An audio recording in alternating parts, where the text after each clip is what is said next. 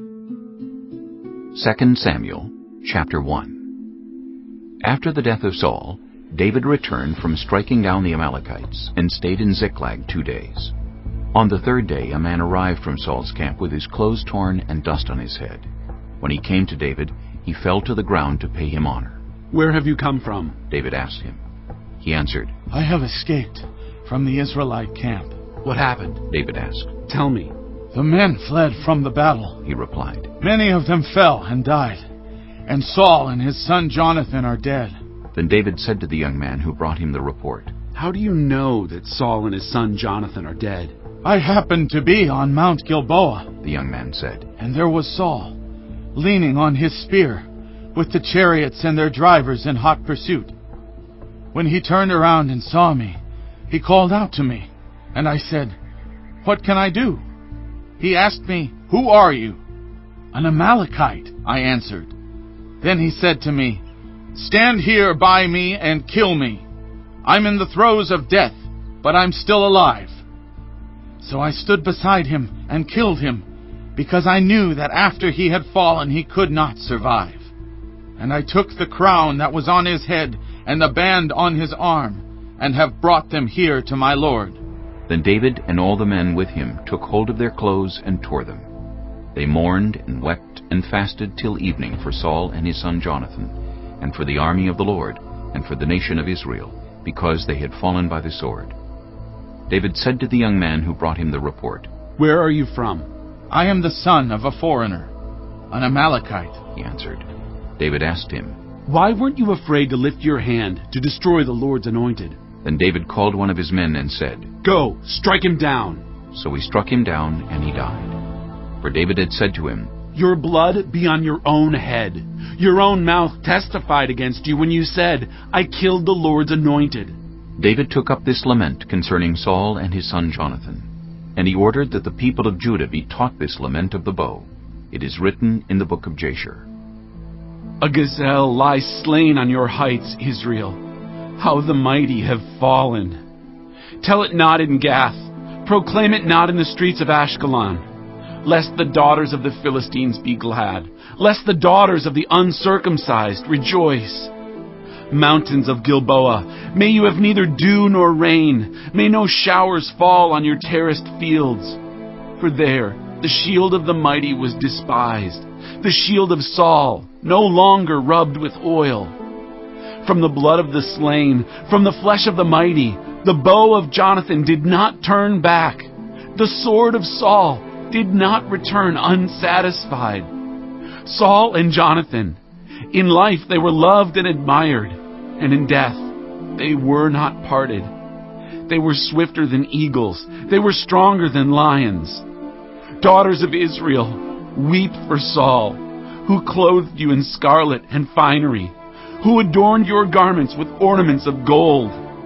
How the mighty have fallen in battle. Jonathan lies slain on your heights. I grieve for you, Jonathan, my brother. You were very dear to me. Your love for me was wonderful, more wonderful than that of women. How the mighty have fallen. The weapons of war have perished." Chapter 2. In the course of time, David inquired of the Lord. "Shall I go up to one of the towns of Judah?" he asked. The Lord said, "Go up." David asked, "Where shall I go?" "To Hebron." The Lord answered. So David went up there with his 2 wives, Ahinoam of Jezreel, and Abigail, the widow of Nabal of Carmel. David also took the men who were with him, each with his family, and they settled in Hebron and its towns. Then the men of Judah came to Hebron, and there they anointed David king over the tribe of Judah. When David was told that it was the men from Jabesh-Gilead who had buried Saul, he sent messengers to them to say to them, "The Lord bless you for showing this kindness to Saul your master by burying him. May the Lord now show you kindness and faithfulness, and I too will show you the same favor because you have done this. Now then, be strong and brave, for Saul your master is dead, and the people of Judah have anointed me king over them." Meanwhile, Abner, son of Ner, the commander of Saul's army, had taken Ish-bosheth, son of Saul, and brought him over to Mahanaim. He made him king over Gilead, Asherai, and Jezreel, and also over Ephraim, Benjamin, and all Israel. Ish-bosheth, son of Saul, was 40 years old when he became king over Israel, and he reigned 2 years.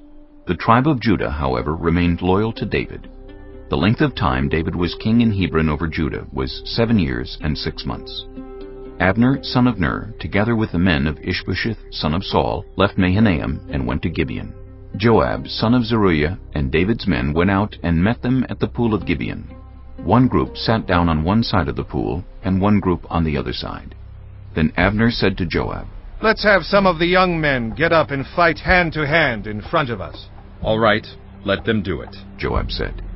So they stood up and were counted off, 12 men for Benjamin and Ish-bosheth, son of Saul, and 12 for David. Then each man grabbed his opponent by the head and thrust his dagger into his opponent's side, and they fell down together.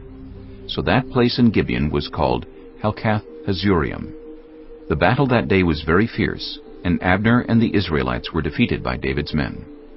The 3 sons of Zeruiah were there, Joab, Abishai, and Asahel. Now Asahel was as fleet-footed as a wild gazelle. He chased Abner, turning neither to the right nor to the left as he pursued him. Abner looked behind him and asked, "Is that you, Asahel?" It is, he answered. Then Abner said to him, "Turn aside to the right or to the left. Take on one of the young men and strip him of his weapons." But Asahel would not stop chasing him. Again Abner warned Asahel, "Stop chasing me! Why should I strike you down? How could I look your brother Joab in the face?" But Asahel refused to give up the pursuit. So Abner thrust the butt of his spear into Asahel's stomach, and the spear came out through his back. He fell there and died on the spot. And every man stopped when he came to the place where Asahel had fallen and died. But Joab and Abishai pursued Abner, and as the sun was setting, they came to the hill of Ammah near Giah on the way to the wasteland of Gibeon. Then the men of Benjamin rallied behind Abner. They formed themselves into a group and took their stand on top of a hill. Abner called out to Joab, "Must the sword devour forever? Don't you realize that this will end in bitterness? How long before you order your men to stop pursuing their fellow Israelites?" Joab answered, "As surely as God lives, if you had not spoken, the men would have continued pursuing them until morning." So Joab blew the trumpet, and all the troops came to a halt. They no longer pursued Israel, nor did they fight any more. All that night Abner and his men marched through the Arabah. They crossed the Jordan, continued through the morning hours, and came to Mahanaim. Then Joab stopped pursuing Abner and assembled the whole army. Besides Asahel, 19 of David's men were found missing. But David's men had killed 360 Benjamites who were with Abner. They took Asahel and buried him in his father's tomb at Bethlehem. Then Joab and his men marched all night and arrived at Hebron by daybreak. Chapter 3. The war between the house of Saul and the house of David lasted a long time. David grew stronger and stronger, while the house of Saul grew weaker and weaker. Sons were born to David in Hebron. His firstborn was Amnon, the son of Ahinoam of Jezreel. His second, Chileab, the son of Abigail, the widow of Nabal of Carmel. The third, Absalom, the son of Maacah, daughter of Talmai, king of Geshur. The fourth, Adonijah, the son of Haggith. The fifth, Shephatiah, the son of Abital. And the sixth, Ithream, the son of David's wife, Eglah. These were born to David in Hebron. During the war between the house of Saul and the house of David, Abner had been strengthening his own position in the house of Saul. Now Saul had had a concubine named Rizpah, daughter of Aiah. And Ish-bosheth said to Abner, "Why did you sleep with my father's concubine?" Abner was very angry because of what Ish-bosheth said, so he answered, "Am I a dog's head on Judah's side? This very day I am loyal to the house of your father Saul and to his family and friends. I haven't handed you over to David. Yet now you accuse me of an offense involving this woman? May God deal with Abner, be it ever so severely, if I do not do for David what the Lord promised him on oath, and transfer the kingdom from the house of Saul, and establish David's throne over Israel and Judah from Dan to Beersheba."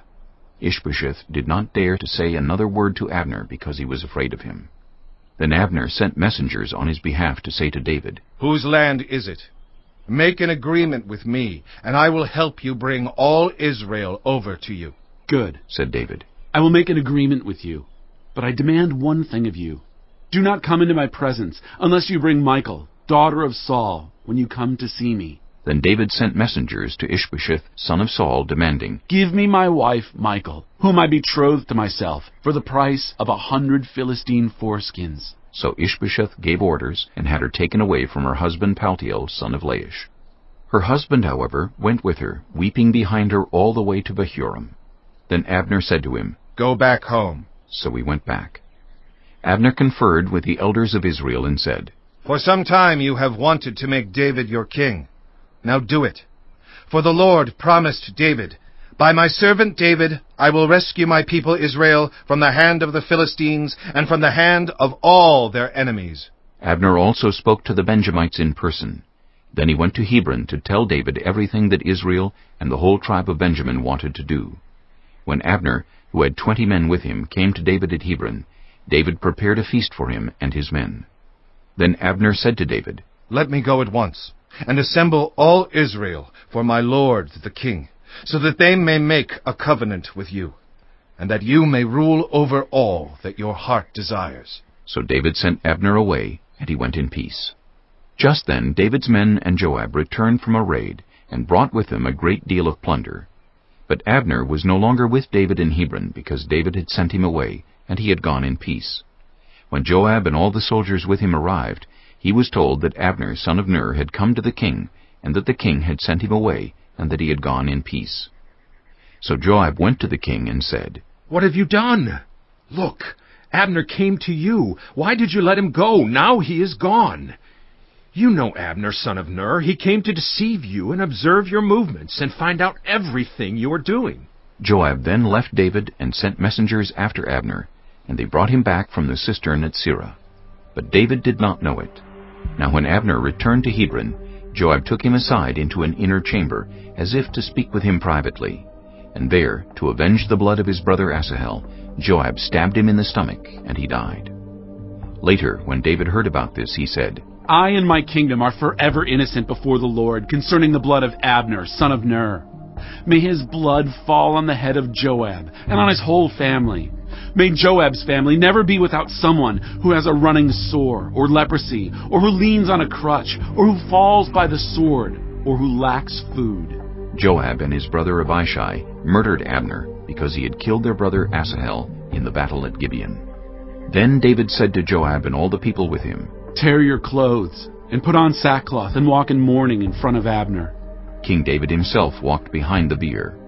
They buried Abner in Hebron, and the king wept aloud at Abner's tomb. All the people wept also. The king sang this lament for Abner: "Should Abner have died as the lawless die? Your hands were not bound, your feet were not fettered. You fell as one falls before the wicked." And all the people wept over him again. Then they all came and urged David to eat something while it was still day. But David took an oath, saying, "May God deal with me, be it ever so severely, if I taste bread or anything else before the sun sets." All the people took note and were pleased. Indeed, everything the king did pleased them. So on that day, all the people there and all Israel knew that the king had no part in the murder of Abner, son of Ner. Then the king said to his men, "Do you not realize that a commander and a great man has fallen in Israel this day? And today, though I am the anointed king, I am weak, and these sons of Zeruiah are too strong for me. May the Lord repay the evildoer according to his evil deeds." Chapter 4. When Ish-bosheth, son of Saul, heard that Abner had died in Hebron, he lost courage, and all Israel became alarmed. Now Saul's son had 2 men who were leaders of raiding bands. One was named Baanah, and the other Rechab. They were sons of Rimmon the Beerothite, from the tribe of Benjamin. Beeroth is considered part of Benjamin, because the people of Beeroth fled to Gittim and have resided there as foreigners to this day. Jonathan, son of Saul, had a son who was lame in both feet. He was 5 years old when the news about Saul and Jonathan came from Jezreel. His nurse picked him up and fled, but as she hurried to leave, he fell and became disabled. His name was Mephibosheth. Now Rechab and Baanah, the sons of Rimmon the Beerothite, set out for the house of Ish-bosheth. And they arrived there in the heat of the day while he was taking his noonday rest. They went into the inner part of the house as if to get some wheat, and they stabbed him in the stomach. Then Rechab and his brother Baanah slipped away. They had gone into the house while he was lying on the bed in his bedroom. After they stabbed and killed him, they cut off his head. Taking it with them, they traveled all night by way of the Arabah. They brought the head of Ish-bosheth to David at Hebron and said to the king, "Here is the head of Ish-bosheth, son of Saul, your enemy, who tried to kill you. This day the Lord has avenged my lord the king against Saul and his offspring." David answered Rechab and his brother Baanah, the sons of Rimmon the Beerothite, As surely as the Lord lives, who has delivered me out of every trouble, when someone told me, Saul is dead, and thought he was bringing good news, I seized him and put him to death in Ziklag. That was the reward I gave him for his news. How much more, when wicked men have killed an innocent man in his own house and on his own bed, should I not now demand his blood from your hand and rid the earth of you? So David gave an order to his men, and they killed them. They cut off their hands and feet, and hung the bodies by the pool in Hebron. But they took the head of Ish-bosheth and buried it in Abner's tomb at Hebron. Chapter 5. All the tribes of Israel came to David at Hebron and said, "We are your own flesh and blood. In the past, while Saul was king over us, you were the one who led Israel on their military campaigns. And the Lord said to you, 'You will shepherd my people Israel, and you will become their ruler.'" When all the elders of Israel had come to King David at Hebron, the king made a covenant with them at Hebron before the Lord, and they anointed David king over Israel. David was 30 years old when he became king, and he reigned 40 years. In Hebron he reigned over Judah 7 years and 6 months, and in Jerusalem he reigned over all Israel and Judah 33 years. The king and his men marched to Jerusalem to attack the Jebusites who lived there. The Jebusites said to David, "You will not get in here. Even the blind and the lame can ward you off." They thought. "David cannot get in here." Nevertheless, David captured the fortress of Zion, which is the city of David. On that day David had said, Anyone who conquers the Jebusites will have to use the water shaft to reach those lame and blind, who are David's enemies. That is why they say, "The blind and lame will not enter the palace." David then took up residence in the fortress and called it the City of David. He built up the area around it, from the terraces inward, and he became more and more powerful because the Lord God Almighty was with him. Now Hiram, king of Tyre, sent envoys to David, along with cedar logs and carpenters and stonemasons, and they built a palace for David. Then David knew that the Lord had established him as king over Israel, and had exalted his kingdom for the sake of his people Israel. After he left Hebron, David took more concubines and wives in Jerusalem, and more sons and daughters were born to him. These are the names of the children born to him there: Shemuah, Shobab, Nathan, Solomon, Ibhar, Elishua, Nephig, Japhiah, Elishama, Eliada, and Eliphalet. When the Philistines heard that David had been anointed king over Israel, they went up in full force to search for him. But David heard about it and went down to the stronghold. Now the Philistines had come and spread out in the valley of Rephaim. So David inquired of the Lord, Shall I go and attack the Philistines? Will you deliver them into my hands? The Lord answered him, "Go, for I will surely deliver the Philistines into your hands." So David went to Baal-perazim, and there he defeated them. He said, As waters break out, the Lord has broken out against my enemies before me. So that place was called Baal-perazim. The Philistines abandoned their idols there, and David and his men carried them off. Once more the Philistines came up and spread out in the valley of Rephaim. So David inquired of the Lord, and he answered, "Do not go straight up, but circle around behind them, and attack them in front of the poplar trees. As soon as you hear the sound of marching in the tops of the poplar trees, move quickly, because that will mean the Lord has gone out in front of you to strike the Philistine army." So David did as the Lord commanded him, and he struck down the Philistines all the way from Gibeon to Gezer. Chapter 6. David again brought together all the able young men of Israel, 30,000. He and all his men went to Baalah in Judah, to bring up from there the ark of God, which is called by the name of the Lord Almighty, who is enthroned between the cherubim on the ark. They set the ark of God on a new cart, and brought it from the house of Abinadab, which was on the hill. Uzzah and Ahio, sons of Abinadab, were guiding the new cart with the ark of God on it, and Ahio was walking in front of it. David and all Israel were celebrating with all their might before the Lord, with castanets, harps, lyres, timbrels, sistrums, and cymbals. When they came to the threshing floor of Nacon, Uzzah reached out and took hold of the ark of God, because the oxen stumbled. The Lord's anger burned against Uzzah because of his irreverent act. Therefore God struck him down, and he died there beside the ark of God. Then David was angry because the Lord's wrath had broken out against Uzzah, and to this day that place is called Perez Uzzah. David was afraid of the Lord that day and said, "How can the ark of the Lord ever come to me?" He was not willing to take the ark of the Lord to be with him in the city of David. Instead, he took it to the house of Obed-Edom the Gittite. The ark of the Lord remained in the house of Obed-Edom the Gittite for 3 months, and the Lord blessed him and his entire household. Now King David was told, "The Lord has blessed the household of Obed-Edom and everything he has, because of the ark of God." So David went to bring up the ark of God from the house of Obed-Edom to the city of David with rejoicing. When those who were carrying the ark of the Lord had taken 6 steps, he sacrificed a bull and a fattened calf. Wearing a linen ephod, David was dancing before the Lord with all his might, while he and all Israel were bringing up the ark of the Lord with shouts and the sound of trumpets. As the ark of the Lord was entering the city of David, Michal, daughter of Saul, watched from a window. And when she saw King David leaping and dancing before the Lord, she despised him in her heart. They brought the ark of the Lord and set it in its place inside the tent that David had pitched for it. And David sacrificed burnt offerings and fellowship offerings before the Lord. After he had finished sacrificing the burnt offerings and fellowship offerings, he blessed the people in the name of the Lord Almighty. Then he gave a loaf of bread, a cake of dates, and a cake of raisins to each person in the whole crowd of Israelites, both men and women, and all the people went to their homes.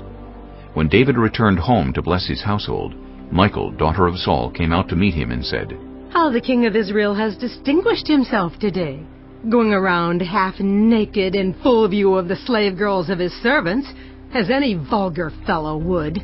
David said to Michal, "It was before the Lord, who chose me rather than your father, or anyone from his house, when he appointed me ruler over the Lord's people, Israel. I will celebrate before the Lord. I will become even more undignified than this, and I will be humiliated in my own eyes. But by these slave girls you spoke of, I will be held in honor." And Michal, daughter of Saul, had no children to the day of her death. Chapter 7. After the king was settled in his palace, and the Lord had given him rest from all his enemies around him, he said to Nathan the prophet, "Here I am, living in a house of cedar, while the ark of God remains in a tent." Nathan replied to the king, "Whatever you have in mind, go ahead and do it, for the Lord is with you." But that night the word of the Lord came to Nathan, saying, "Go and tell my servant David, this is what the Lord says. Are you the one to build me a house to dwell in? I have not dwelt in a house from the day I brought the Israelites up out of Egypt to this day. I have been moving from place to place with a tent as my dwelling. Wherever I have moved with all the Israelites, did I ever say to any of their rulers, whom I commanded to shepherd my people Israel, 'Why have you not built me a house of cedar?' Now then, tell my servant David, this is what the Lord Almighty says. I took you from the pasture, from tending the flock, and appointed you ruler over my people Israel. I have been with you wherever you have gone, and I have cut off all your enemies from before you. Now I will make your name great, like the names of the greatest men on earth, and I will provide a place for my people Israel, and will plant them so that they can have a home of their own, and no longer be disturbed. Wicked people will not oppress them anymore, as they did at the beginning, and have done ever since the time I appointed leaders over my people Israel. I will also give you rest from all your enemies. The Lord declares to you that the Lord Himself will establish a house for you. When your days are over and you rest with your ancestors, I will raise up your offspring to succeed you, your own flesh and blood, and I will establish his kingdom. He is the one who will build a house for my name, and I will establish the throne of his kingdom forever. I will be his father, and he will be my son. When he does wrong, I will punish him with a rod wielded by men, with floggings inflicted by human hands. But my love will never be taken away from him, as I took it away from Saul, whom I removed from before you. Your house and your kingdom will endure forever before me. Your throne will be established forever. Nathan reported to David all the words of this entire revelation. Then King David went in and sat before the Lord, and he said, Who am I, sovereign Lord, and what is my family, that you have brought me this far? And as if this were not enough in your sight, sovereign Lord, you have also spoken about the future of the house of your servant. And this decree, sovereign Lord, is for a mere human. What more can David say to you? For you know your servant, sovereign Lord. For the sake of your word and according to your will, you have done this great thing and made it known to your servant. How great you are, sovereign Lord! There is no one like you, and there is no God but you, as we have heard with our own ears. And who is like your people, Israel, the one nation on earth that God went out to redeem as a people for himself, and to make a name for himself, and to perform great and awesome wonders by driving out nations and their gods from before your people, whom you redeemed from Egypt? You have established your people Israel as your very own forever, and you, Lord, have become their God. And now, Lord God, keep forever the promise you have made concerning your servant and his house. Do as you promised, so that your name will be great forever. Then people will say, The Lord Almighty is God over Israel, and the house of your servant David will be established in your sight. Lord Almighty, God of Israel, you have revealed this to your servant, saying, I will build a house for you. So your servant has found courage to pray this prayer to you. Sovereign Lord, you are God. Your covenant is trustworthy, and you have promised these good things to your servant. Now, be pleased to bless the house of your servant, that it may continue forever in your sight. For you, sovereign Lord, have spoken, and with your blessing, the house of your servant will be blessed forever.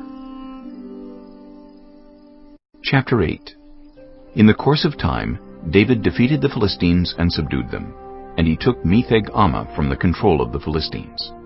David also defeated the Moabites. He made them lie down on the ground and measured them off with a length of cord. Every 2 lengths of them were put to death, and the 3rd length was allowed to live. So the Moabites became subject to David and brought him tribute. Moreover, David defeated Hadad-Ezer, son of Rehob, king of Zobah, when he went to restore his monument at the Euphrates River. David captured 1,000 of his chariots, 7,000 charioteers, and 20,000 foot soldiers. He hamstrung all but 100 of the chariot horses. When the Arameans of Damascus came to help Hadad-Ezer, king of Zobah, David struck down 22,000 of them.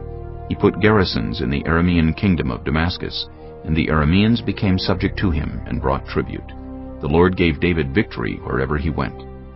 David took the gold shields that belonged to the officers of Hadad-Ezer and brought them to Jerusalem.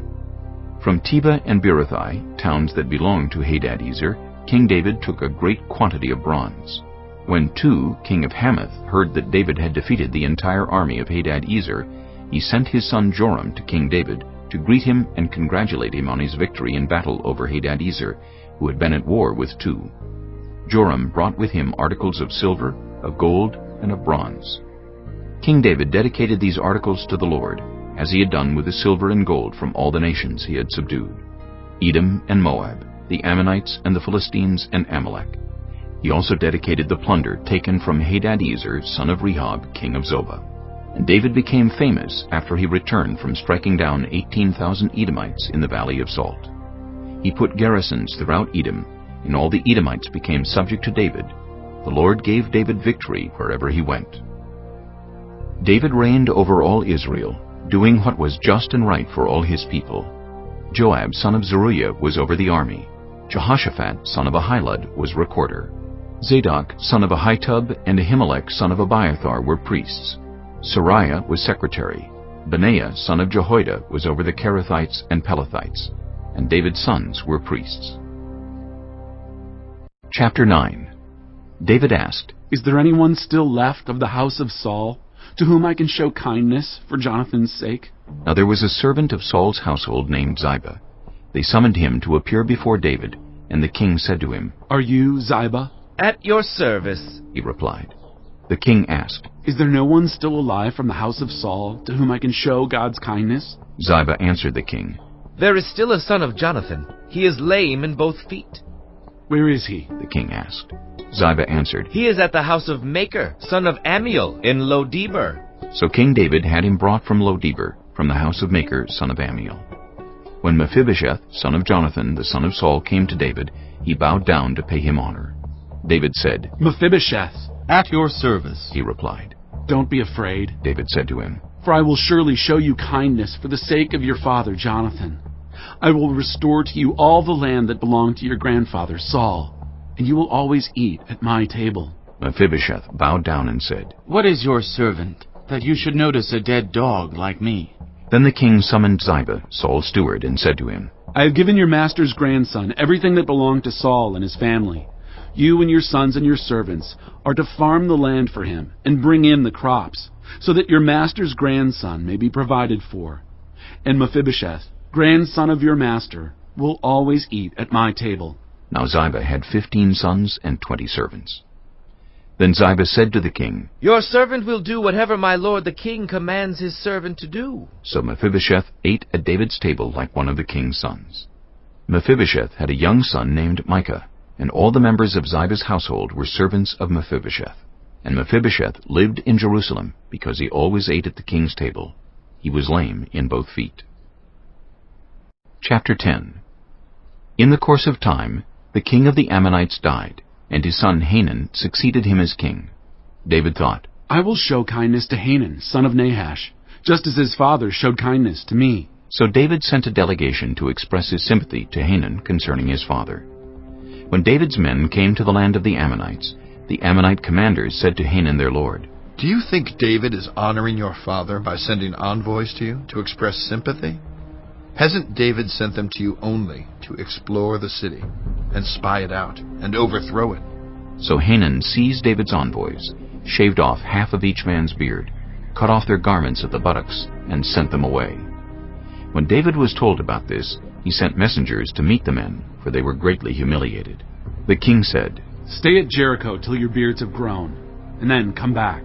When the Ammonites realized that they had become obnoxious to David, they hired 20,000 Aramean foot soldiers from Beth-rehob and Zobah, as well as the king of Maacah with 1,000 men, and also 12,000 men from Tob. On hearing this, David sent Joab out with the entire army of fighting men. The Ammonites came out and drew up in battle formation at the entrance of their city gate, while the Arameans of Zobah and Rehob and the men of Tob and Maacah were by themselves in the open country. Joab saw that there were battle lines in front of him and behind him, so he selected some of the best troops in Israel and deployed them against the Arameans. He put the rest of the men under the command of Abishai his brother and deployed them against the Ammonites. Joab said, If the Arameans are too strong for me, then you are to come to my rescue. But if the Ammonites are too strong for you, then I will come to rescue you.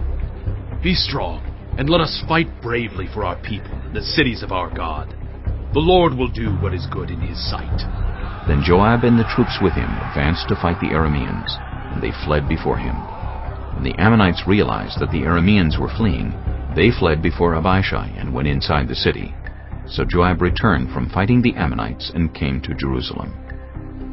After the Arameans saw that they had been routed by Israel, they regrouped. Hadad-ezer had Arameans brought from beyond the Euphrates River. They went to Helam, with Shobak, the commander of Hadad-ezer's army, leading them. When David was told of this, he gathered all Israel, crossed the Jordan, and went to Helam. The Arameans formed their battle lines to meet David and fought against him. But they fled before Israel, and David killed 700 of their charioteers and 40,000 of their foot soldiers. He also struck down Shobak, the commander of their army, and he died there. When all the kings who were vassals of Hadad-ezer saw that they had been routed by Israel, they made peace with the Israelites and became subject to them. So the Arameans were afraid to help the Ammonites any more. Chapter 11. In the spring, at the time when kings go off to war, David sent Joab out with the king's men and the whole Israelite army. They destroyed the Ammonites and besieged Rabbah, but David remained in Jerusalem. One evening David got up from his bed and walked around on the roof of the palace. From the roof he saw a woman bathing. The woman was very beautiful, and David sent someone to find out about her. The man said, "She is Bathsheba, the daughter of Eliam, and the wife of Uriah the Hittite." Then David sent messengers to get her. She came to him, and he slept with her. Now she was purifying herself from her monthly uncleanness. Then she went back home. The woman conceived and sent word to David, saying, "I am pregnant." So David sent this word to Joab, "Send me Uriah the Hittite." And Joab sent him to David. When Uriah came to him, David asked him how Joab was, how the soldiers were, and how the war was going. Then David said to Uriah, "Go down to your house and wash your feet." So Uriah left the palace, and a gift from the king was sent after him. But Uriah slept at the entrance to the palace with all his master's servants, and did not go down to his house. David was told, Uriah did not go home. So he asked Uriah, "Haven't you just come from a military campaign? Why didn't you go home?" Uriah said to David, "The ark and Israel and Judah are staying in tents, and my commander Joab and my lord's men are camped in the open country. How could I go to my house to eat and drink and make love to my wife? As surely as you live, I will not do such a thing." Then David said to him, "Stay here one more day, and tomorrow I will send you back." So Uriah remained in Jerusalem that day and the next. At David's invitation he ate and drank with him, and David made him drunk. But in the evening Uriah went out to sleep on his mat among his master's servants. He did not go home. In the morning David wrote a letter to Joab and sent it with Uriah. In it he wrote, "Put Uriah out in front where the fighting is fiercest. Then withdraw from him, so he will be struck down and die."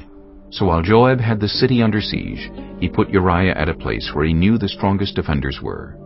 When the men of the city came out and fought against Joab, some of the men in David's army fell. Moreover, Uriah the Hittite died. Joab sent David a full account of the battle. He instructed the messenger, "When you have finished giving the king this account of the battle, the king's anger may flare up, and he may ask you, 'Why did you get so close to the city to fight? Didn't you know they would shoot arrows from the wall? Who killed Abimelech, son of Jerubbesheth? Didn't a woman drop an upper millstone on him from the wall, so that he died in Thebes? Why did you get so close to the wall?' If he asks you this, then say to him, 'Moreover, your servant Uriah the Hittite is dead.'" The messenger set out, and when he arrived he told David everything Joab had sent him to say. The messenger said to David, "The men overpowered us and came out against us in the open, but we drove them back to the entrance of the city gate. Then the archers shot arrows at your servants from the wall, and some of the king's men died. Moreover, your servant Uriah the Hittite is dead." David told the messenger, "Say this to Joab. Don't let this upset you. The sword devours one as well as another. Press the attack against the city and destroy it. Say this to encourage Joab." When Uriah's wife heard that her husband was dead, she mourned for him. After the time of mourning was over, David had her brought to his house, and she became his wife and bore him a son. But the thing David had done displeased the Lord. Chapter 12. The Lord sent Nathan to David. When he came to him, he said, "There were 2 men in a certain town, one rich and the other poor. The rich man had a very large number of sheep and cattle, but the poor man had nothing except one little ewe lamb he had bought. He raised it, and it grew up with him and his children. It shared his food, drank from his cup, and even slept in his arms. It was like a daughter to him. Now a traveler came to the rich man, but the rich man refrained from taking one of his own sheep or cattle to prepare a meal for the traveler who had come to him. Instead, he took the ewe lamb that belonged to the poor man and prepared it for the one who had come to him." David burned with anger against the man and said to Nathan, As surely as the Lord lives, the man who did this must die. He must pay for that lamb 4 times over, because he did such a thing and had no pity." Then Nathan said to David, "You are the man. This is what the Lord, the God of Israel, says. I anointed you king over Israel, and I delivered you from the hand of Saul. I gave your master's house to you, and your master's wives into your arms. I gave you all Israel and Judah. And if all this had been too little, I would have given you even more. Why did you despise the word of the Lord by doing what is evil in his eyes? You struck down Uriah the Hittite with the sword and took his wife to be your own. You killed him with the sword of the Ammonites. Now, therefore, the sword will never depart from your house, because you despised me and took the wife of Uriah the Hittite to be your own. This is what the Lord says. Out of your own household I am going to bring calamity on you. Before your very eyes I will take your wives and give them to one who is close to you, and he will sleep with your wives in broad daylight. You did it in secret, but I will do this thing in broad daylight before all Israel." Then David said to Nathan, "I have sinned against the Lord." Nathan replied, "The Lord has taken away your sin. You are not going to die. But because by doing this you have shown utter contempt for the Lord, the son born to you will die." After Nathan had gone home, the Lord struck the child that Uriah's wife had borne to David, and he became ill. David pleaded with God for the child. He fasted and spent the nights lying in sackcloth on the ground. The elders of his household stood beside him to get him up from the ground, but he refused, and he would not eat any food with them. On the 7th day, the child died. David's attendants were afraid to tell him that the child was dead, for they thought, "While the child was still living, he wouldn't listen to us when we spoke to him. How can we now tell him the child is dead? He may do something desperate." David noticed that his attendants were whispering among themselves, and he realized the child was dead. "Is the child dead?" he asked. "Yes," they replied. "He is dead." Then David got up from the ground. After he had washed, put on lotions, and changed his clothes, he went into the house of the Lord and worshipped. Then he went to his own house, and at his request they served him food, and he ate. His attendants asked him, "Why are you acting this way? While the child was alive, you fasted and wept. But now that the child is dead, you get up and eat." He answered, "While the child was still alive, I fasted and wept. I thought, who knows? The Lord may be gracious to me and let the child live. But now that he is dead, why should I go on fasting? Can I bring him back again? I will go to him, but he will not return to me." Then David comforted his wife Bathsheba, and he went to her and made love to her. She gave birth to a son, and they named him Solomon. The Lord loved him, and because the Lord loved him, he sent word through Nathan the prophet to name him Jedediah. Meanwhile, Joab fought against Rabbah of the Ammonites and captured the royal citadel. Joab then sent messengers to David, saying, "I have fought against Rabbah and taken its water supply. Now muster the rest of the troops and besiege the city and capture it. Otherwise I will take the city, and it will be named after me." So David mustered the entire army and went to Rabbah, and attacked and captured it. David took the crown from their king's head, and it was placed on his own head. It weighed 1 talent of gold, and it was set with precious stones. David took a great quantity of plunder from the city, and brought out the people who were there, consigning them to labor with saws and with iron picks and axes, and he made them work at brickmaking. David did this to all the Ammonite towns. Then he and his entire army returned to Jerusalem. Chapter 13. In the course of time, Amnon, son of David, fell in love with Tamar, the beautiful sister of Absalom, son of David. Amnon became so obsessed with his sister Tamar that he made himself ill. She was a virgin, and it seemed impossible for him to do anything to her. Now Amnon had an adviser named Jonadab, son of Shimeah, David's brother. Jonadab was a very shrewd man. He asked Amnon, "Why do you, the king's son, look so haggard morning after morning? Won't you tell me?" Amnon said to him, "I'm in love with Tamar, my brother Absalom's sister." "Go to bed and pretend to be ill," Jonadab said. "When your father comes to see you, say to him, 'I would like my sister Tamar to come and give me something to eat.' Let her prepare the food in my sight, so I may watch her and then eat it from her hand." So Amnon lay down and pretended to be ill. When the king came to see him, Amnon said to him, "I would like my sister Tamar to come and make some special bread in my sight, so I may eat from her hand." David sent word to Tamar at the palace. "Go to the house of your brother Amnon and prepare some food for him." So Tamar went to the house of her brother Amnon, who was lying down. She took some dough, kneaded it, made the bread in his sight, and baked it. Then she took the pan and served him the bread, but he refused to eat. "Send everyone out of here," Amnon said. So everyone left him. Then Amnon said to Tamar, "Bring the food here into my bedroom, so I may eat from your hand." And Tamar took the bread she had prepared and brought it to her brother Amnon in his bedroom. But when she took it to him to eat, he grabbed her and said, "Come to bed with me, my sister." "No, my brother," she said to him. "don't force me. Such a thing should not be done in Israel. Don't do this wicked thing. What about me? Where can I get rid of my disgrace? And what about you? You would be like one of the wicked fools in Israel. Please, speak to the king.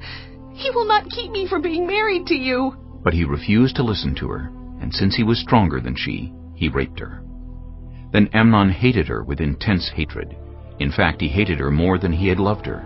Amnon said to her, "Get up and get out." "No," she said to him. "Sending me away would be a greater wrong than what you have already done to me." But he refused to listen to her. He called his personal servant and said, "Get this woman out of my sight and bolt the door after her." So his servant put her out and bolted the door after her. She was wearing an ornate robe, for this was the kind of garment the virgin daughters of the king wore. Tamar put ashes on her head and tore the ornate robe she was wearing. She put her hands on her head and went away, weeping aloud as she went. Her brother Absalom said to her, "Has that Amnon, your brother, been with you? Be quiet for now, my sister. He is your brother. Don't take this thing to heart." And Tamar lived in her brother Absalom's house, a desolate woman. When King David heard all this, he was furious. And Absalom never said a word to Amnon, either good or bad. He hated Amnon because he had disgraced his sister Tamar. 2 years later, when Absalom's sheep shearers were at Baal-Hazor near the border of Ephraim, he invited all the king's sons to come there. Absalom went to the king and said, "Your servant has had shearers come. Will the king and his attendants please join me?" "No, my son," the king replied. "All of us should not go. We would only be a burden to you." Although Absalom urged him, he still refused to go, but gave him his blessing. Then Absalom said, "If not, please let my brother Amnon come with us." The king asked him, "Why should he go with you?" But Absalom urged him. So he sent with him Amnon and the rest of the king's sons. Absalom ordered his men, "Listen, when Amnon is in high spirits from drinking wine, and I say to you, 'Strike Amnon down,' then kill him. Don't be afraid. Haven't I given you this order? Be strong and brave." So Absalom's men did to Amnon what Absalom had ordered. Then all the king's sons got up, mounted their mules, and fled. While they were on their way, the report came to David, "Absalom has struck down all the king's sons. Not one of them is left." The king stood up, tore his clothes, and lay down on the ground, and all his attendants stood by with their clothes torn. But Jonadab, son of Shimeah, David's brother, said, "My lord should not think that they killed all the princes. Only Amnon is dead. This has been Absalom's express intention ever since the day Amnon raped his sister Tamar. My lord the king should not be concerned about the report that all the king's sons are dead. Only Amnon is dead." Meanwhile, Absalom had fled. Now the man standing watch looked up and saw many people on the road west of him, coming down the side of the hill. The watchman went and told the king, "I see men in the direction of Horonaim, on the side of the hill." Jonadab said to the king, "See, the king's sons have come. It has happened just as your servant said." As he finished speaking, the king's sons came in, wailing loudly. The king, too, and all his attendants wept very bitterly. Absalom fled and went to Talmai, son of Ammihud, the king of Geshur. But King David mourned many days for his son. After Absalom fled and went to Geshur, he stayed there 3 years, and King David longed to go to Absalom, for he was consoled concerning Amnon's death. Chapter 14. Joab, son of Zeruiah, knew that the king's heart longed for Absalom. So Joab sent someone to Tekoa, and had a wise woman brought from there. He said to her, "Pretend you are in mourning. Dress in mourning clothes, and don't use any cosmetic lotions. Act like a woman who has spent many days grieving for the dead. Then go to the king and speak these words to him." And Joab put the words in her mouth. When the woman from Tekoa went to the king, she fell with her face to the ground to pay him honor. And she said, "Help me, your majesty." The king asked her, "What is troubling you?" She said, "I am a widow. My husband is dead. I, your servant, had 2 sons. They got into a fight with each other in the field, and no one was there to separate them. One struck the other and killed him. Now the whole clan has risen up against your servant. They say, 'Hand over the one who struck his brother down, so that we may put him to death for the life of his brother whom he killed. Then we will get rid of the heir as well.' They would put out the only burning coal I have left, leaving my husband neither name nor descendant on the face of the earth." The king said to the woman, "Go home, and I will issue an order in your behalf." But the woman from Tekoa said to him, "Let my lord the king pardon me and my family, and let the king and his throne be without guilt." The king replied, "If anyone says anything to you, bring them to me, and they will not bother you again." She said, "Then let the king invoke the Lord his God to prevent the avenger of blood from adding to the destruction, so that my son will not be destroyed." "As surely as the Lord lives," he said, "not one hair of your son's head will fall to the ground." Then the woman said, "Let your servant speak a word to my lord the king." "Speak," he replied. The woman said, "Why then have you devised a thing like this against the people of God? When the king says this, does he not convict himself? For the king has not brought back his banished son. Like water spilled on the ground, which cannot be recovered, so we must die. But that is not what God desires. Rather, he devises ways so that a banished person does not remain banished from him. And now I have come to say this to my lord the king, because the people have made me afraid. Your servant thought, 'I will speak to the king. Perhaps he will grant his servant's request. Perhaps the king will agree to deliver his servant from the hand of the man who is trying to cut off both me and my son from God's inheritance.'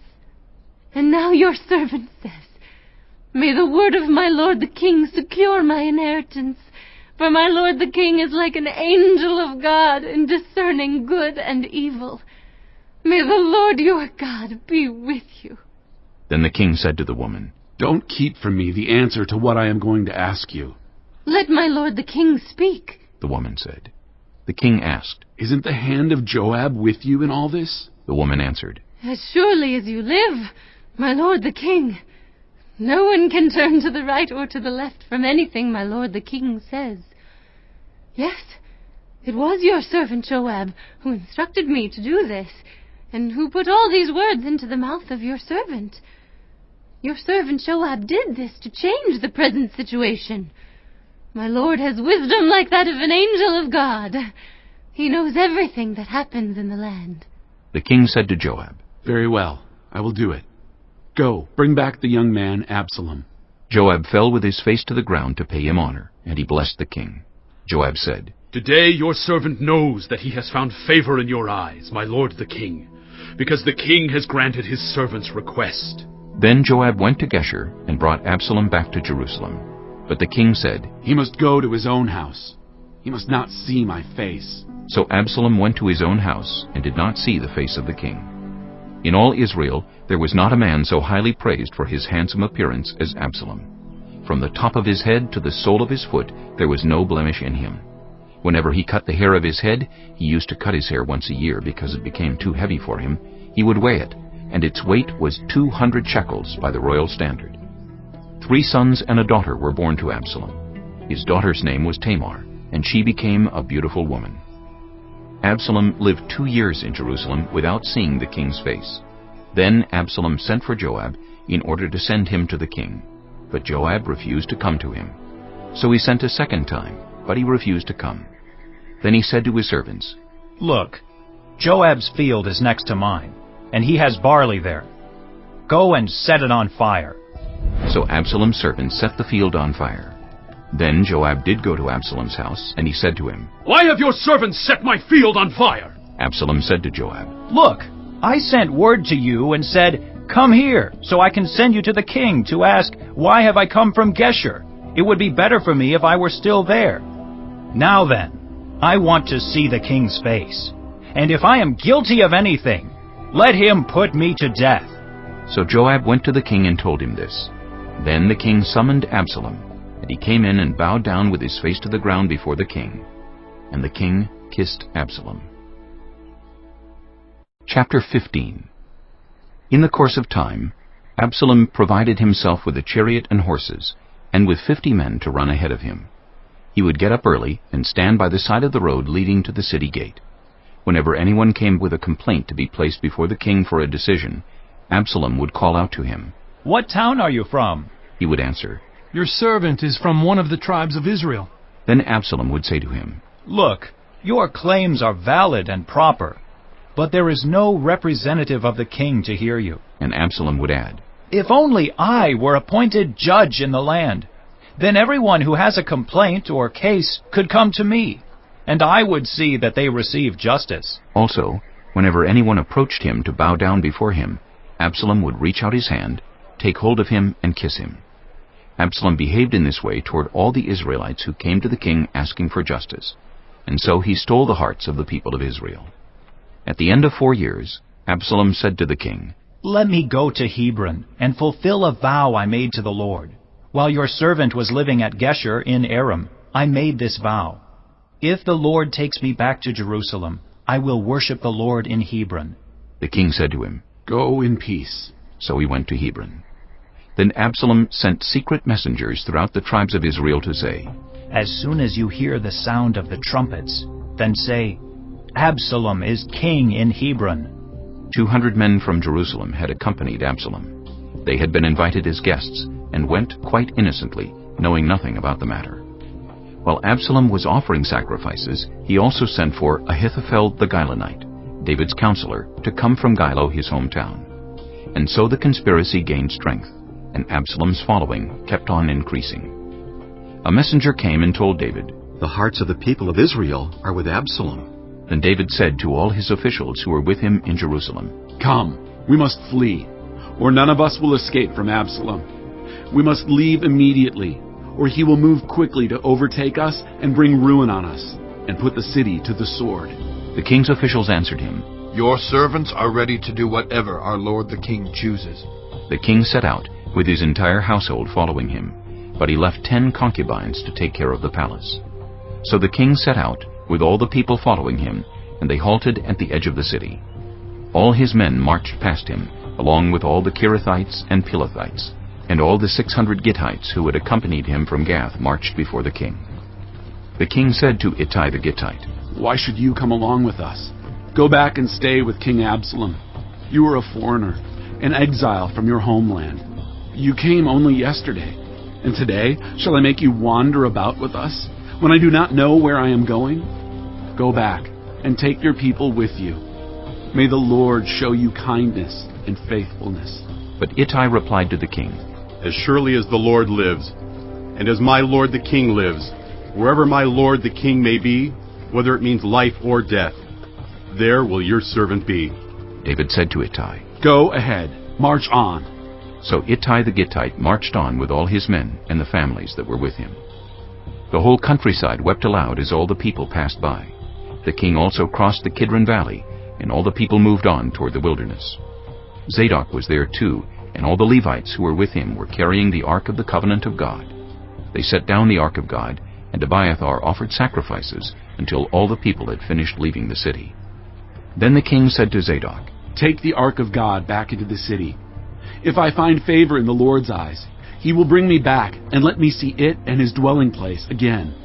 But if he says, I am not pleased with you, then I am ready. Let him do to me whatever seems good to him." The king also said to Zadok the priest, "Do you understand? Go back to the city with my blessing.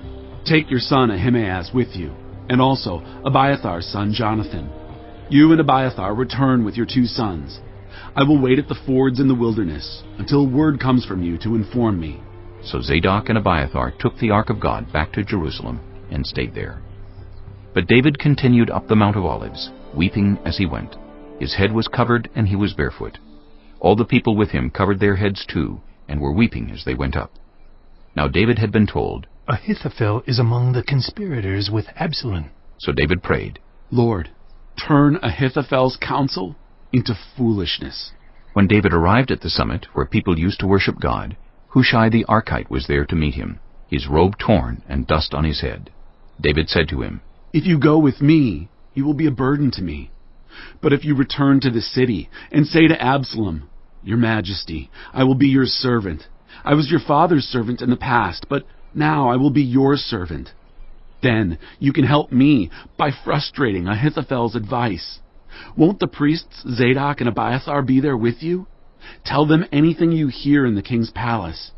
Their 2 sons, Ahimaaz, son of Zadok, and Jonathan, son of Abiathar, are there with them.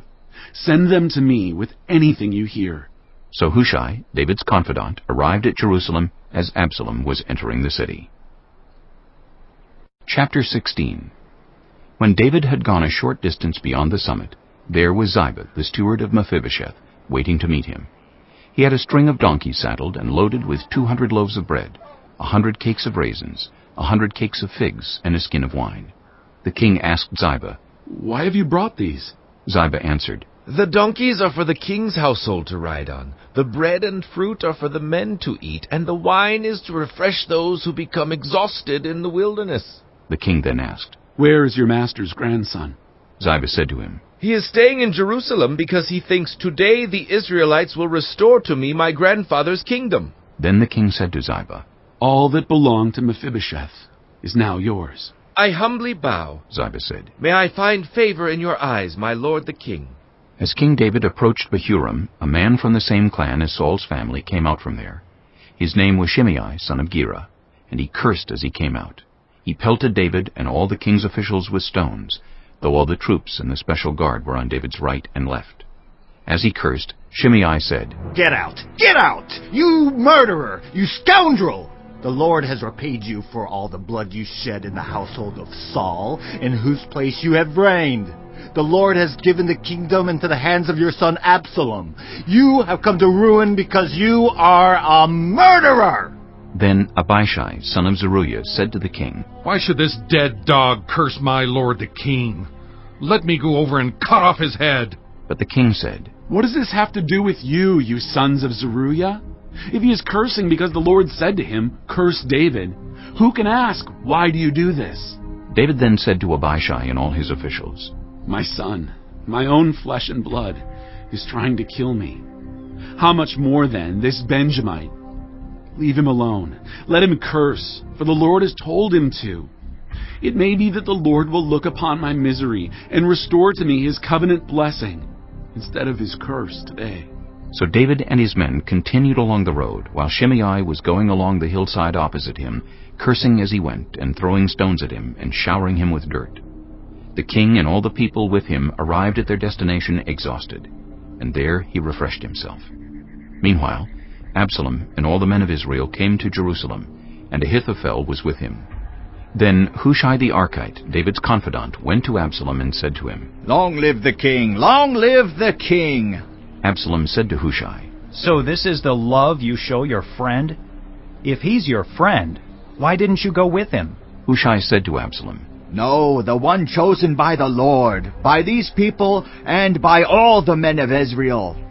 His I will be, and I will remain with him. Furthermore, whom should I serve? Should I not serve the Son? Just as I served your father, so I will serve you." Absalom said to Ahithophel, "Give us your advice. What should we do?"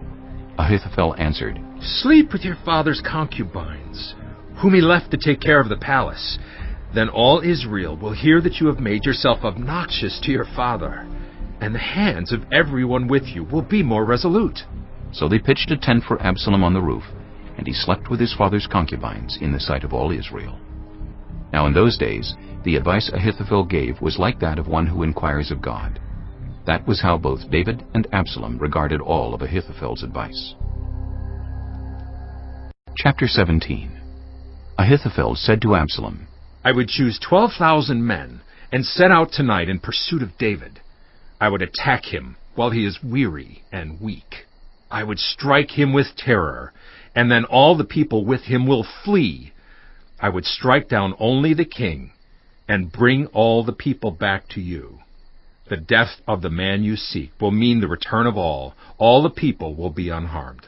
This plan seemed good to Absalom and to all the elders of Israel. But Absalom said, Summon also Hushai the Archite, so we can hear what he has to say as well. When Hushai came to him, Absalom said, Ahithophel has given this advice. Should we do what he says? If not, give us your opinion. Hushai replied to Absalom, The advice Ahithophel has given is not good this time. You know your father and his men, they are fighters, and as fierce as a wild bear robbed of her cubs. Besides, your father is an experienced fighter. He will not spend the night with the troops. Even now, he is hidden in a cave or some other place. If he should attack your troops first, whoever hears about it will say, There has been a slaughter among the troops who follow Absalom. Then even the bravest soldier, whose heart is like the heart of a lion, will melt with fear. For all Israel knows that your father is a fighter and that those with him are brave. So I advise you, let all Israel, from Dan to Beersheba, as numerous as the sand on the seashore, be gathered to you, with you yourself leading them into battle. Then we will attack him wherever he may be found, and we will fall on him as dew settles on the ground. Neither he nor any of his men will be left alive. If he withdraws into a city, then all Israel will bring ropes to that city, and we will drag it down to the valley until not so much as a pebble is left. Absalom and all the men of Israel said, The advice of Hushai the Archite is better than that of Ahithophel. For the Lord had determined to frustrate the good advice of Ahithophel in order to bring disaster on Absalom. Hushai told Zadok and Abiathar the priests, Ahithophel has advised Absalom and the elders of Israel to do such and such, but I have advised them to do so and so. Now, send a message at once and tell David, Do not spend the night at the fords in the wilderness. Cross over without fail, or the king and all the people with him will be swallowed up. Jonathan and Ahimaaz were staying at Enrogel. A female servant was to go and inform them, and they were to go and tell King David, for they could not risk being seen entering the city. But a young man saw them and told Absalom. So the two of them left at once and went to the house of a man in Bahurim. He had a well in his courtyard, and they climbed down into it. His wife took a covering and spread it out over the opening of the well, and scattered grain over it.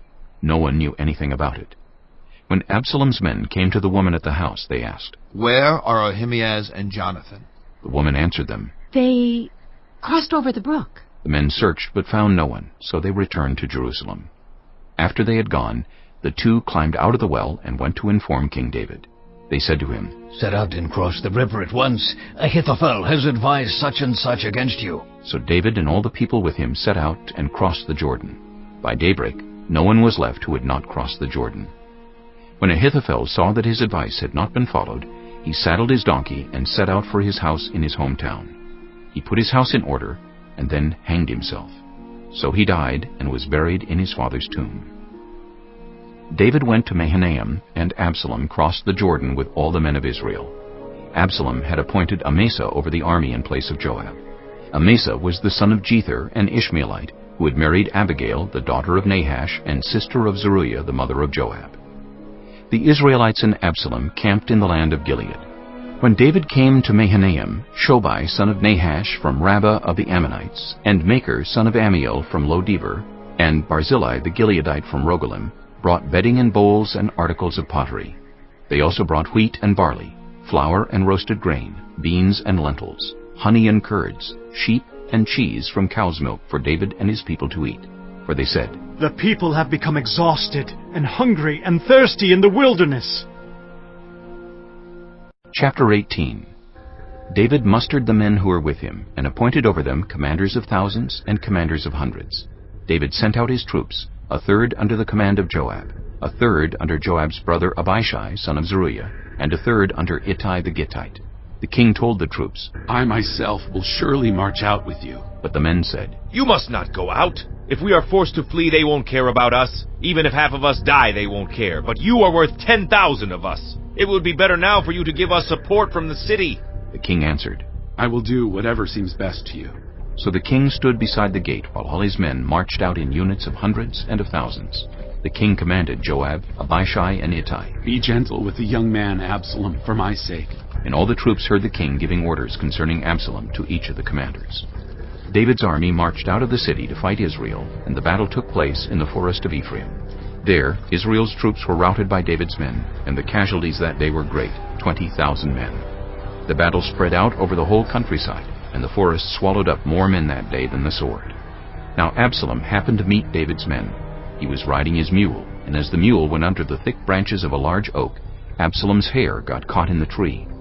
He was left hanging in midair, while the mule he was riding kept on going. When one of the men saw what had happened, he told Joab. "I just saw Absalom hanging in an oak tree." Joab said to the man who had told him this, "What? You saw him? Why didn't you strike him to the ground right there? Then I would have had to give you 10 shekels of silver and a warrior's belt." But the man replied, "Even if 1,000 shekels were weighed out into my hands, I would not lay a hand on the king's son.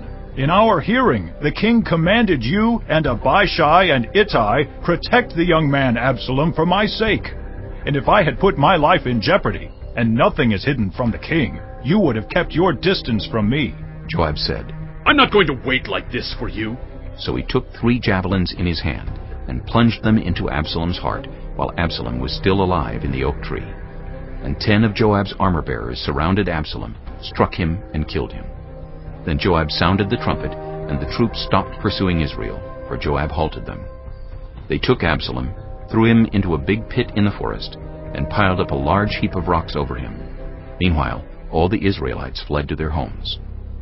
During his lifetime, Absalom had taken a pillar and erected it in the king's valley as a monument to himself, for he thought, "I have no son to carry on the memory of my name." He named the pillar after himself, and it is called Absalom's monument to this day.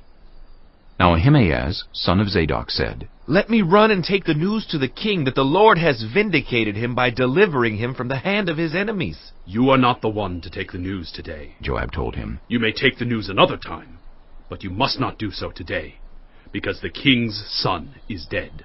Then Joab said to a Cushite, "Go, tell the king what you have seen." The Cushite bowed down before Joab and ran off. Ahimaaz, son of Zadok, again said to Joab, "Come what may, please let me run behind the Cushite." But Joab replied, "My son, why do you want to go? You don't have any news that will bring you a reward." He said, "Come what may, I want to run." So Joab said, "Run." Then Ahimaaz ran by way of the plain, and outran the Cushite. While David was sitting between the inner and outer gates, the watchman went up to the roof of the gateway by the wall. As he looked out, he saw a man running alone. The watchman called out to the king and reported it. The king said, "If he is alone, he must have good news." And the runner came closer and closer. Then the watchman saw another runner, and he called down to the gatekeeper, "Look, another man running alone." The king said, "He must be bringing good news too." The watchman said, "It seems to me that the first one runs like Ahimaaz, son of Zadok." "He's a good man," the king said. "He comes with good news." Then Ahimaaz called out to the king, "All is well." He bowed down before the king with his face to the ground and said, "Praise be to the Lord your God. He has delivered up those who lifted their hands against my lord the king." The king asked, "Is the young man Absalom safe?" Ahimaaz answered, "I saw great confusion just as Joab was about to send the king's servant and me, your servant, but I don't know what it was."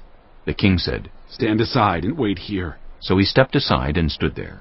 Then the Cushite arrived and said, "My lord the king, hear the good news. The Lord has vindicated you today by delivering you from the hand of all who rose up against you." The king asked the Cushite, Is the young man, Absalom, safe? The Cushite replied, May the enemies of my lord the king and all who rise up to harm you be like that young man. The king was shaken. He went up to the room over the gateway and wept. As he went, he said, Oh, my son, Absalom! My son Absalom! If only I had died instead of you. Oh, Absalom, my son, my son. Chapter 19. Joab was told, The king is weeping and mourning for Absalom. And for the whole army the victory that day was turned into mourning, because on that day the troops heard it said, The king is grieving for his son. The men stole into the city that day as men steal in who are ashamed when they flee from battle. The king covered his face and cried aloud, Oh, my son, Absalom! Oh, Absalom, my son! My son! Then Joab went into the house to the king and said, Today you have humiliated all your men, who have just saved your life, and the lives of your sons and daughters, and the lives of your wives and concubines. You love those who hate you, and hate those who love you. You have made it clear today that the commanders and their men mean nothing to you. I see that you would be pleased if Absalom were alive today, and all of us were dead. Now go out and encourage your men. I swear by the Lord that if you don't go out, not a man will be left with you by nightfall. This will be worse for you than all the calamities that have come on you from your youth till now. So the king got up and took his seat in the gateway. When the men were told, The king is sitting in the gateway, they all came before him. Meanwhile, the Israelites had fled to their homes. Throughout the tribes of Israel, all the people were arguing among themselves, saying, The king delivered us from the hand of our enemies. He is the one who rescued us from the hand of the Philistines. But now he has fled the country to escape from Absalom. And Absalom, whom we anointed to rule over us, has died in battle. So why do you say nothing about bringing the king back? King David sent this message to Zadok and Abiathar the priests. Ask the elders of Judah, why should you be the last to bring the king back to his palace, since what is being said throughout Israel has reached the king at his quarters? You are my relatives, my own flesh and blood. So why should you be the last to bring back the king? And say to Amasa, Are you not my own flesh and blood? May God deal with me, be it ever so severely, if you are not the commander of my army for life in place of Joab. He won over the hearts of the men of Judah, so that they were all of one mind. They sent word to the king, Return, you and all your men. Then the king returned and went as far as the Jordan. Now the men of Judah had come to Gilgal to go out and meet the king and bring him across the Jordan. Shimei, son of Gera, the Benjamite from Bahurim, hurried down with the men of Judah to meet King David. With him were 1,000 Benjamites, along with Ziba, the steward of Saul's household, and his 15 sons and 20 servants. They rushed to the Jordan where the king was. They crossed at the ford to take the king's household over and do whatever he wished. When Shimei, son of Gera, crossed the Jordan, he fell prostrate before the king and said to him, May my lord not hold me guilty. Do not remember how your servant did wrong on the day my lord the king left Jerusalem. May the king put it out of his mind. For I, your servant, know that I have sinned. But today I have come here as the first from the tribes of Joseph to come down and meet my lord the king. Then Abishai, son of Zeruiah, said, Shouldn't Shimei be put to death for this? He cursed the Lord's anointed. David replied, What does this have to do with you, you sons of Zeruiah? What right do you have to interfere? Should anyone be put to death in Israel today? Don't I know that today I am king over Israel? So the king said to Shimei, You shall not die. And the king promised him on oath. Mephibosheth, Saul's grandson, also went down to meet the king. He had not taken care of his feet, or trimmed his mustache, or washed his clothes from the day the king left until the day he returned safely. When he came from Jerusalem to meet the king asked him, Why didn't you go with me, Mephibosheth? He said, My lord the king, since I your servant am lame, I said, I will have my donkey saddled and will ride on it, so I can go with the king. But Ziba, my servant, betrayed me, and he has slandered your servant to my lord the king. My lord the king is like an angel of God, so do whatever you wish. All my grandfather's descendants deserved nothing but death from my lord the king. but you gave your servant a place among those who eat at your table. So what right do I have to make any more appeals to the king?" The king said to him, "Why say more? I order you and Ziba to divide the land." Mephibosheth said to the king, "Let him take everything, now that my lord the king has returned home safely." Barzillai the Gileadite also came down from Rogelim to cross the Jordan with the king, and to send him on his way from there. Now Barzillai was very old, 80 years of age. He had provided for the king during his stay in Mahanaim, for he was a very wealthy man. The king said to Barzillai, "Cross over with me and stay with me in Jerusalem, and I will provide for you." But Barzillai answered the king, "How many more years will I live, that I should go up to Jerusalem with the king? I am now 80 years old. Can I tell the difference between what is enjoyable and what is not? Can your servant taste what he eats and drinks? Can I still hear the voices of male and female singers? Why should your servant be an added burden to my lord the king? Your servant will cross over the Jordan with the king for a short distance. But why should the king reward me in this way? Let your servant return, that I may die in my own town, near the tomb of my father and mother. But here is your servant Kimham. Let him cross over with my lord the king. Do for him whatever you wish." The king said, "Kimham shall cross over with me, and I will do for him whatever you wish, and anything you desire from me, I will do for you." So all the people crossed the Jordan, and then the king crossed over. The king kissed Barzillai and bid him farewell, and Barzillai returned to his home. When the king crossed over to Gilgal, Kimham crossed with him. All the troops of Judah and half the troops of Israel had taken the king over. Soon all the men of Israel were coming to the king and saying to him, "Why did our brothers, the men of Judah, steal the king away and bring him and his household across the Jordan, together with all his men?"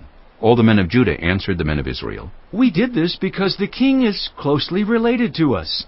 Why are you angry about it? Have we eaten any of the king's provisions?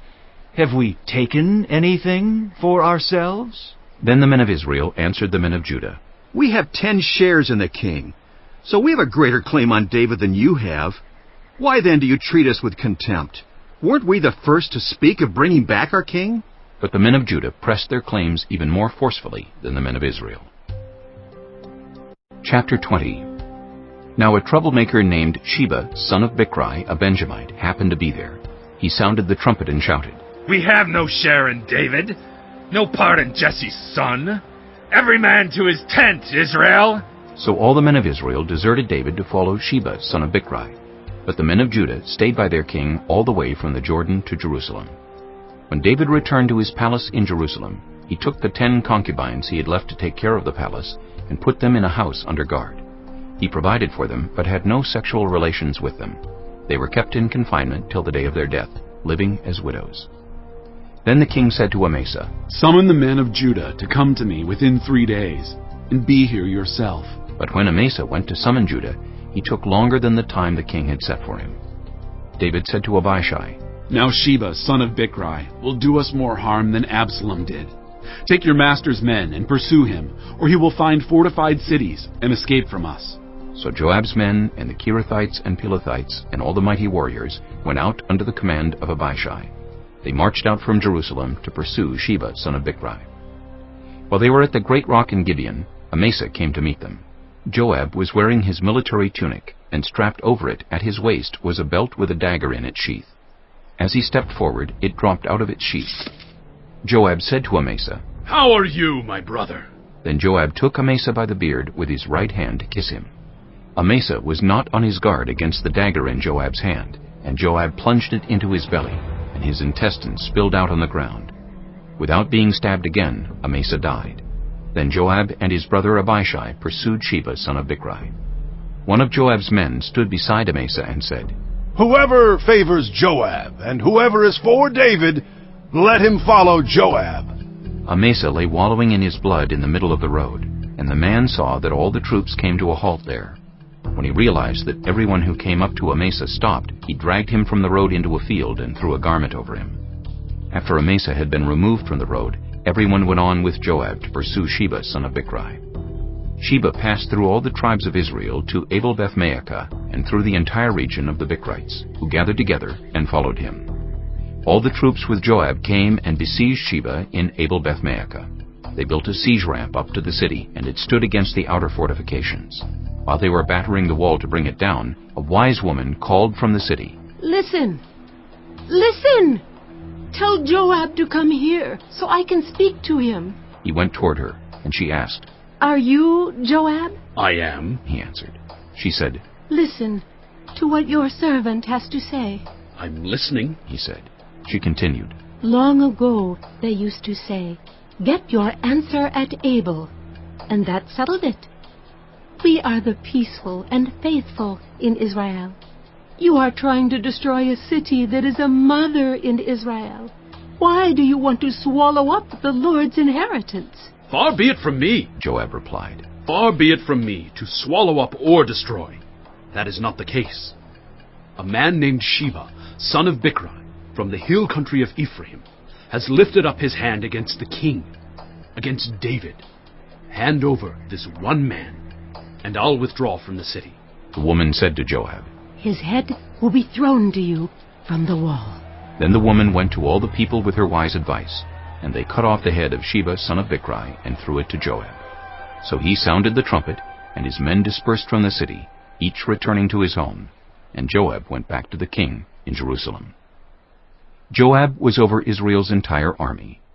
Benaiah son of Jehoiada was over the Kerethites and Pelethites. Adoniram was in charge of forced labor. Jehoshaphat son of Ahilud was recorder. Sheba was secretary. Zadok and Abiathar were priests, and Ira the Jairite was David's priest. Chapter 21. During the reign of David, there was a famine for 3 successive years. So David sought the face of the Lord. The Lord said, "It is on account of Saul and his blood-stained house. It is because he put the Gibeonites to death." The king summoned the Gibeonites and spoke to them. Now the Gibeonites were not a part of Israel, but were survivors of the Amorites. The Israelites had sworn to spare them, but Saul, in his zeal for Israel and Judah, had tried to annihilate them. David asked the Gibeonites, "What shall I do for you?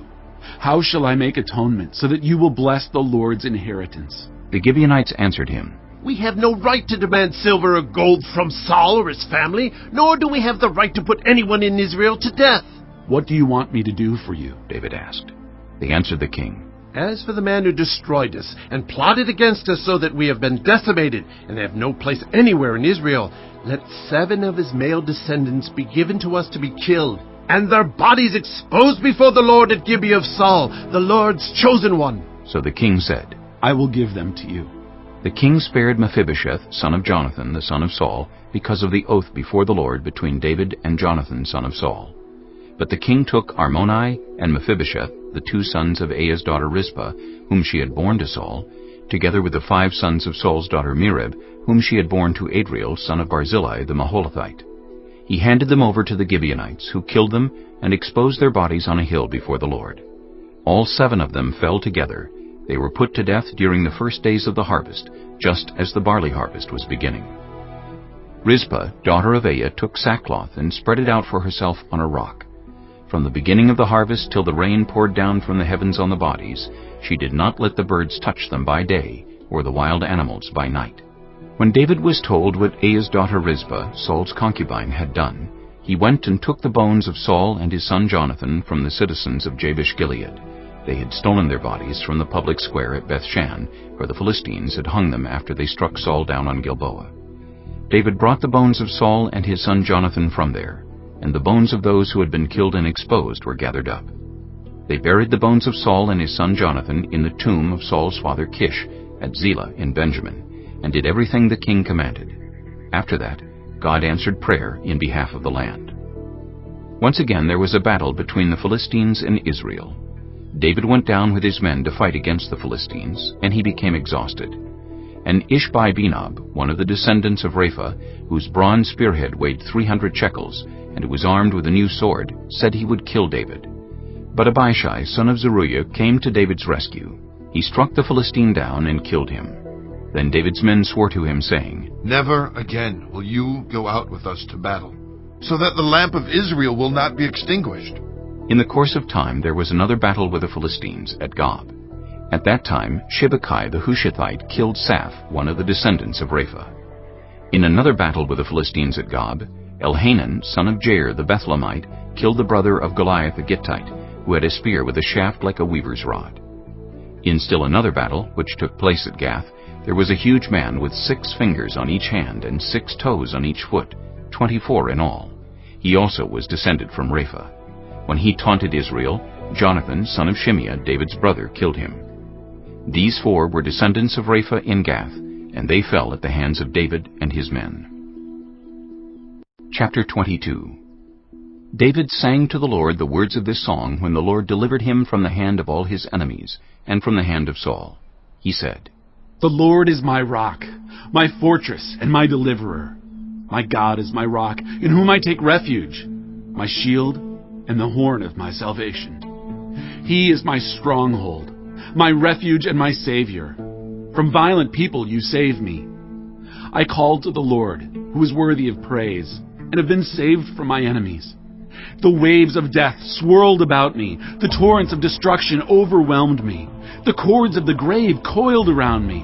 The snares of death confronted me. In my distress, I called to the Lord. I called out to my God.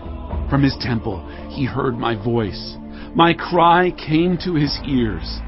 The earth trembled and quaked. The foundations of the heavens shook. They trembled because he was angry. Smoke rose from his nostrils. Consuming fire came from his mouth. Burning coals blazed out of it. He parted the heavens and came down. Dark clouds were under his feet. He mounted the cherubim and flew. He soared on the wings of the wind. He made darkness his canopy around him, the dark rain clouds of the sky. Out of the brightness of his presence, bolts of lightning blazed forth. The Lord thundered from heaven. The voice of the Most High resounded. He shot his arrows and scattered the enemy. With great bolts of lightning he routed them. The valleys of the sea were exposed, and the foundations of the earth laid bare at the rebuke of the Lord, at the blast of breath from his nostrils. He reached down from on high and took hold of me. He drew me out of deep waters. He rescued me from my powerful enemy, from my foes who were too strong for me. They confronted me in the day of my disaster, but the Lord was my support. He brought me out into a spacious place. He rescued me because he delighted in me. The Lord has dealt with me according to my righteousness. According to the cleanness of my hands, he has rewarded me. For I have kept the ways of the Lord. I am not guilty of turning from my God. All his laws are before me. I have not turned away from his decrees. I have been blameless before him, and have kept myself from sin. The Lord has rewarded me according to my righteousness, according to my cleanness in his sight. To the faithful, you show yourself faithful. To the blameless, you show yourself blameless. To the pure, you show yourself pure. But to the devious, you show yourself shrewd. You save the humble, but your eyes are on the haughty to bring them low. You, Lord, are my lamp. The Lord turns my darkness into light. With your help, I can advance against a troop. With my God, I can scale a wall. As for God, his way is perfect. The Lord's word is flawless. He shields all who take refuge in him. For who is God besides the Lord? And who is the rock except our God? It is God who arms me with strength and keeps my way secure. He makes my feet like the feet of a deer. He causes me to stand on the heights. He trains my hands for battle. My arms can bend a bow of bronze. You make your saving help my shield. Your help has made me great. You provide a broad path for my feet, so that my ankles do not give way. I pursued my enemies and crushed them. I did not turn back till they were destroyed. I crushed them completely, and they could not rise. They fell beneath my feet. You armed me with strength for battle. You humbled my adversaries before me. You made my enemies turn their backs in flight, and I destroyed my foes. They cried for help, but there was no one to save them. to the Lord, but he did not answer. I beat them as fine as the dust of the earth. I pounded and trampled them like mud in the streets. You have delivered me from the attacks of the peoples. You have preserved me as the head of nations. People I did not know now serve me. Foreigners cower before me. As soon as they hear of me, they obey me. They all lose heart. They come trembling from their strongholds. The Lord lives. Praise be to my rock. Exalted be my God, the rock, my Savior. He is the God who avenges me, who puts the nations under me, who sets me free from my enemies. You exalted me above my foes. From a violent man you rescued me. Therefore, I will praise you, Lord, among the nations. I will sing the praises of your name. He gives his king great victories. He shows unfailing kindness to his anointed, to David and his descendants forever. Chapter 23. These are the last words of David. The inspired utterance of David, son of Jesse, the utterance of the man exalted by the Most High, the man anointed by the God of Jacob, the hero of Israel's songs. The Spirit of the Lord spoke through me. His word was on my tongue. The God of Israel spoke. The Rock of Israel said to me, when one rules over people in righteousness, when he rules in the fear of God, he is like the light of morning at sunrise on a cloudless morning, like the brightness after rain that brings grass from the earth. If my house were not right with God, surely he would not have made with me an everlasting covenant, arranged and secured in every part. Surely he would not bring to fruition my salvation and grant me my every desire. But evil men are all to be cast aside like thorns, which are not gathered with the hand. Whoever touches thorns uses a tool of iron or the shaft of a spear. They are burned up where they lie. These are the names of David's mighty warriors. Mephibosheth, a Tekemonite, was chief of the three. He raised his spear against 800 men, whom he killed in one encounter. Next to him was Eleazar, son of Dodai the Ahohite. As one of the three mighty warriors, he was with David when they taunted the Philistines gathered at Pasdammim for battle. Then the Israelites retreated, but Eleazar stood his ground and struck down the Philistines till his hand grew tired and froze to the sword. The Lord brought about a great victory that day. The troops returned to Eleazar, but only to strip the dead. Next to him was Shammah, son of Agi the Hararite. When the Philistines banded together at a place where there was a field full of lentils, Israel's troops fled from them. But Shammah took his stand in the middle of the field. He defended it and struck the Philistines down, and the Lord brought about a great victory. During harvest time, 3 of the 30 chief warriors came down to David at the cave of Adullam, while a band of Philistines was encamped in the valley of Rephaim. At that time, David was in the stronghold, and the Philistine garrison was at Bethlehem. David longed for water and said, "Oh, that someone would get me a drink of water from the well near the gate of Bethlehem."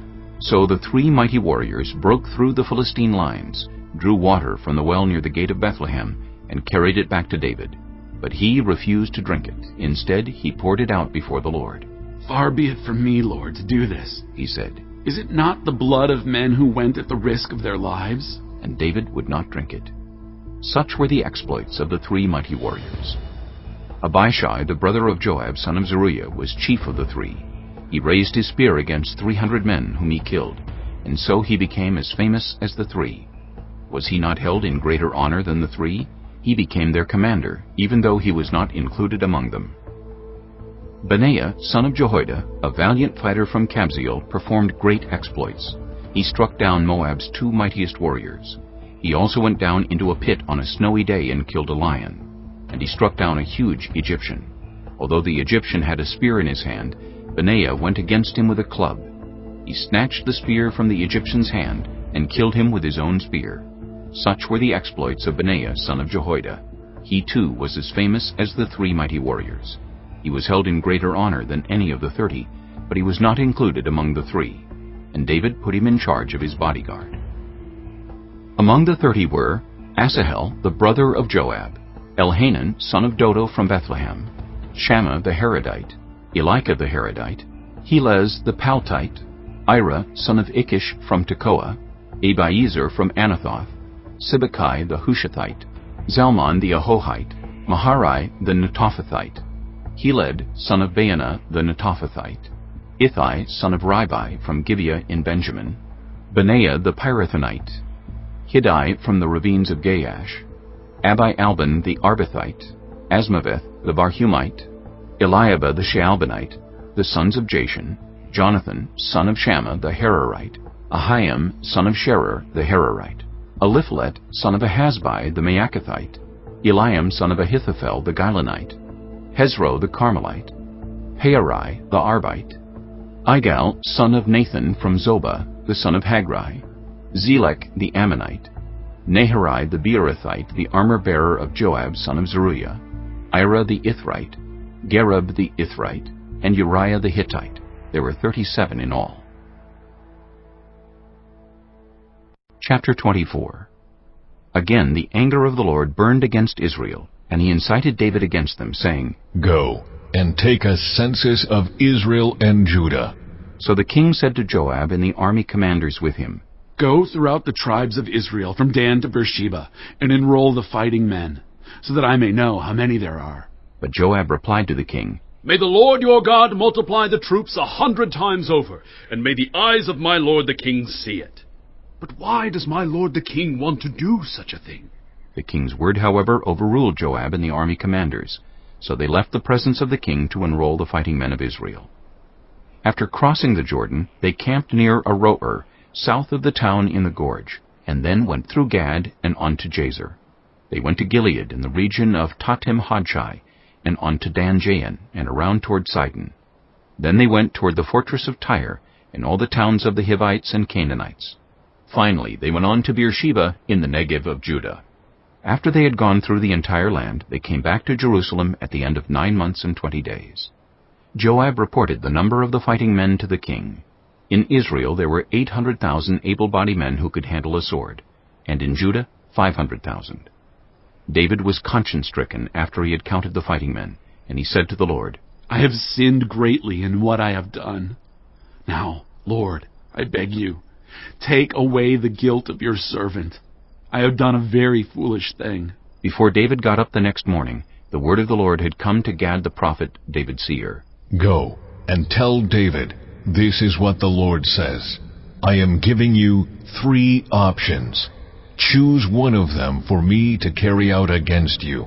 So Gad went to David and said to him, Shall there come on you 3 years of famine in your land, or 3 months of fleeing from your enemies while they pursue you, or 3 days of plague in your land?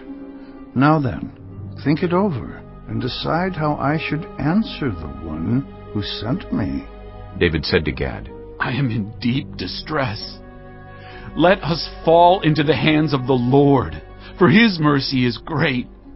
But do not let me fall into human hands. So the Lord sent a plague on Israel from that morning until the end of the time designated, and 70,000 of the people from Dan to Beersheba died. When the angel stretched out his hand to destroy Jerusalem, the Lord relented concerning the disaster, and said to the angel who was afflicting the people, Enough. Withdraw your hand. The angel of the Lord was then at the threshing floor of Araunah the Jebusite.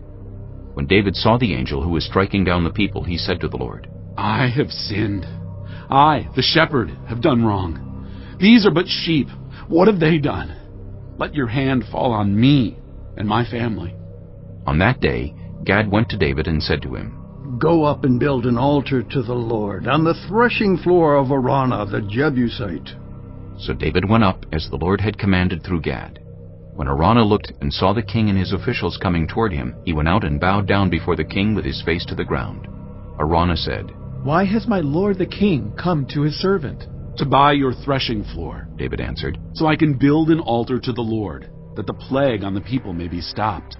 Araunah said to David, Let my lord the king take whatever he wishes and offer it up. Here are oxen for the burnt offering, and here are threshing sledges and ox yokes for the wood.